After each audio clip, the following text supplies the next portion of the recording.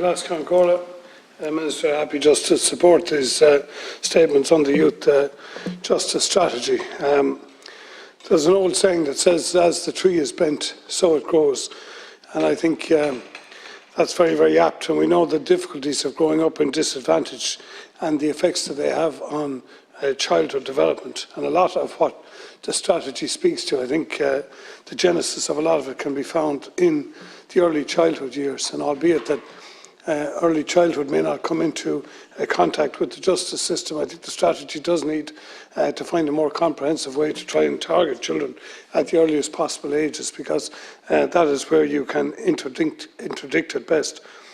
A social worker I met some years ago in the UK who was heavily involved in community basically outlined to me, it was his opinion, he said that up to 7 years of age you could really forcefully change the outlook for children and change their biases and their attitudes and really cut across the environment that they were growing up in. But after 7 years of age, he said that was profoundly more difficult. And that kind of speaks that some of the behaviour becomes unfortunately hardwired and is very, very difficult to get over. So I think, I welcome your strategy, and I welcome the need that this kind of cross-agency support that you're looking for, and the management of all of that. But as I say, I think there is an importance to really try and target early years and young years and children before they come before the justice system. Oftentimes, if you get kids at 12 or 14 years of age who are coming up before the justice system a number of times, it's very, very difficult to get them onto a different path. And one of those ways, Minister, I think we've spoken it in this House a number of times, is the issue of school meals. And I know we're doing a lot more to do that, but I can tell you I am not going to speak as Iran Oireachtas has outlined. I'm not going to label any communities, but I know of disadvantage in my own constituency, quite severe disadvantage. I was involved in some community work there before, and the school meals is a really, really important place in terms of trying to get at that disadvantage early on, to try to get at students, to make sure they're properly fed, to make sure they're properly nurtured, and then they can get in and hopefully get at education. I think the second part the government has to play is in relation to the sports grants.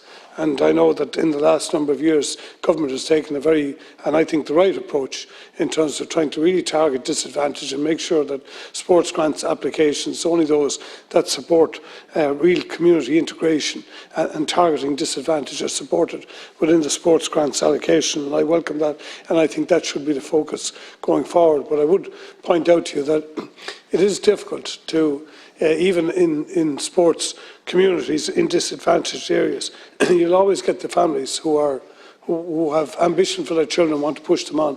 Those parents will bring their kids to whatever is going on there. Unfortunately, the families, a lot of the time, that we want to get at are not the families who are going to bring their children to sports. In actual fact, most of the time, they have no interest in that type of activity. So, again, I think we just need to look at how we're supporting clubs, and maybe we could look at initiatives to try and significantly engage with schools, even with creches, to try and identify where disadvantage is coming from and how it can be tackled.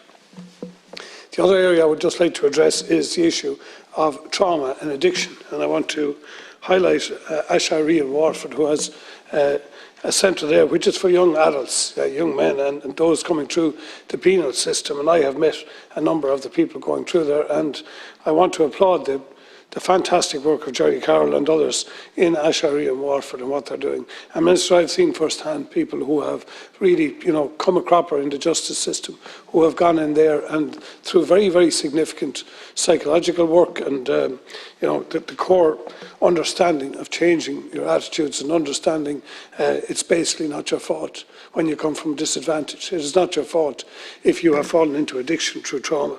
And to try and understand some of that, and I saw two individuals there, one young guy who was hoping now to go on and do aerospace engineering, having been up before the courts a number of times. Another chap was going on hopefully to do chefing. And I think it just shows the value of an integrated, coordinated approach, but you need to have the experts there, and it needs to have the time and money. I think we have to find a way to deliver opportunity to our most disadvantaged, and to that I do welcome very much, as I think everybody in the House would, the anti-grooming legislation regarding inducement and coercion into crime. And we have to acknowledge that a large part of our problem now in the criminal justice system is coming through the use of drugs and the drugs trade, and how the drugs trade is targeting youth. And unfortunately, that is a very difficult question, because there's many in society who are partaking in drugs and who feel they're not part of the problem. But of course, once you're taking part in any business and supporting it, of course you're part of the problem. And we've seen this all over the world. But again, it's about education, really. So we need to have a viable pathway for youth to properly participate, Minister, and I think that should be the fundamental focus of the strategy, not just for those, as I say, who have come across the youth justice system, but for those who are probably heading that way. And if you speak to teachers, and if you speak to Gardaí on the beat, they will tell you the families where kids have not yet come into contact with justice, but they will come in over a couple of years, because you can see it starts off with just antisocial behaviour, and then for a lot of children it mushrooms. So I do welcome the strategy, Minister, that you're proposing. I think it does require support to community leaders and mentors to try and lead it out, and educators as well. And I think we do need to look at the drug addiction supports and the supports to those agencies such as Ashari, who are trying to really interdict people. And just one other thing, can I say to the Minister, I visited a creche in Waterford recently where 2 children, where both parents are, well, sorry, one parent is only there casually, the other parent is there, they're both heavy drug users. And that creche organised to have those children picked up in the morning, their preschoolers brought up, have them with the other children for the day, and then they are dropped home. And I suppose the hardest thing for them at times is to drop those kids home knowing what they're dropping them into. I don't have an answer to that, but I would just say these are the problems that the strategy needs to try and address. I think we do need a system with a collaborative approach. I think that's what you're proposing, but most importantly, I think we do need very targeted, early and targeted interventions, and we need to be speaking to those not just inside the justice system, but those around it, and who liaise with it, and who can probably point to the people most in need of remediated care.